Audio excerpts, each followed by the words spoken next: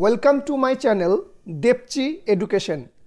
আজ আমি আপনাদের সাথে ডিসকাস করব পোয়েট রবার্ট হেরিকের লেখা একটি খুব সুন্দর কবিতা to daffodils. Poet Robert Herrick ছিলেন 17th সেঞ্চুরির একজন বিখ্যাত ইংলিশ লিরিক পোয়েট। ওনার জন্ম হয়েছিল 24 আগস্ট 1591 লন্ডন শহরে এবং মৃত্যু 15 অক্টোবর 1674-এ। তার লেখা বিখ্যাত কবিতার বই হেসপেরিডেস এর কারণে তিনি বিশেষভাবে পরিচিত ছিলেন। আমাদের আজকের আলোচ্য টু ড্যাফোডিলস কবিতাটি পাবলিশ হয়েছিল 1648-এ in his the book of poetry collection হেসপেরিডেসে। টু ড্যাফোডিলস কবিতাটি একটি ছোট্ট পোয়েম যা দুটি স্ট্যান্জাতে বিভক্ত।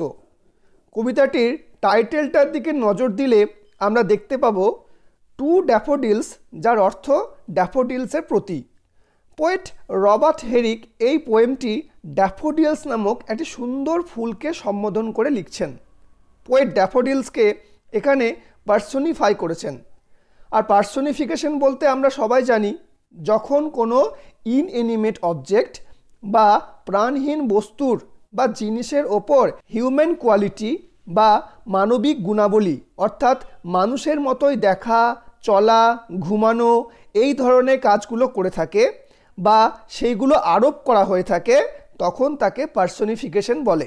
The main theme of the poem is beauty is not going to stay for ever, like the flowers we human have a very short life in this world. এই কবিতায় poet Robert Herrick human লাইফকে ড্যাফোডিলসের লাইফের সঙ্গে compare করেছেন। এই কবিতায় দেখব পোয়েট উদাস ভরা মন নিয়ে দেখছেন যে ড্যাফোডিলসের জীবন এত ক্ষুদ্র, আর তাই তিনি এটাই উপলব্ধি করছেন যে আমাদের জীবনও খুব শীঘ্রই তাড়াতাড়ি ফুরিয়ে যাবে। তাই বারবার জীবনকে উপভোগ করার কথাই তিনি বলছেন। আর তার এই ল্যামেন্টেশন ও আক্ষেপ ভরা কথাই তিনি তার এই কবিতার মাধ্যমে তুলে ধরেছেন। চলুন তাহলে টেক্সটার দিকে নজর দিই, তাহলে জিনিসটা আমাদের কাছে আরও ক্লিয়ার হবে। ফেয়ার ড্যাফোডিলস, সুন্দর ড্যাফোডিলস। পোয়েট ফুলটিকে সম্বোধন করে বলছেন যে সুন্দর daffodils, we weep to see you haste away so soon. আমরা কাঁদি তোমাকে এত তাড়াতাড়ি শীঘ্র চলে যেতে দেখে। উইপ মানে হচ্ছে কাঁদা, হেস্ট মানে হলো দ্রুত গতিতে। তোমার এত শীঘ্র তাড়াতাড়ি ঝরে পড়া দেখে আমরা কাঁদি।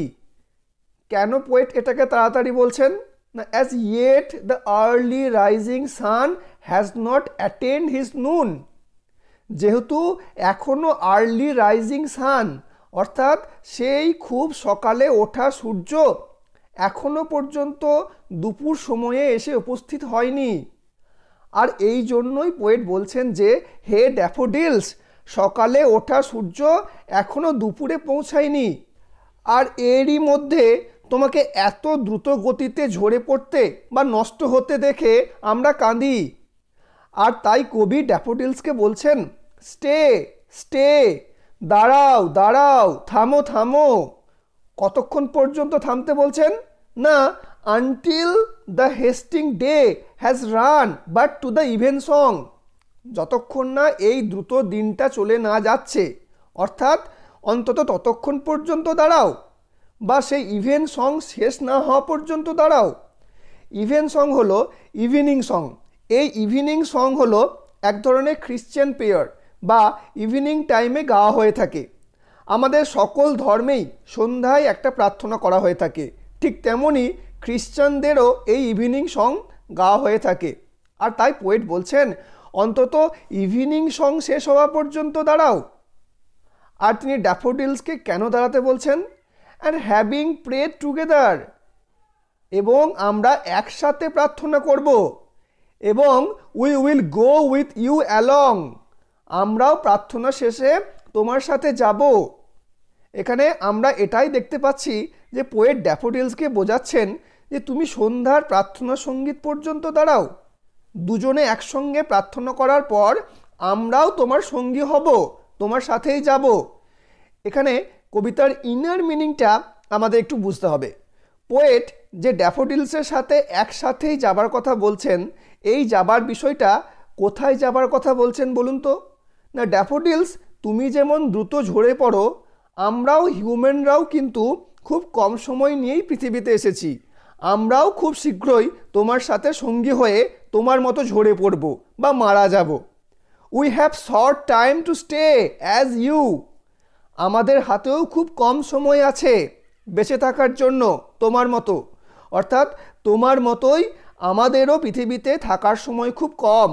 We have as short a spring. আমাদের সময়ও খুব কম সেই স্প্রিং অর্থাৎ বসন্তকালের মতো।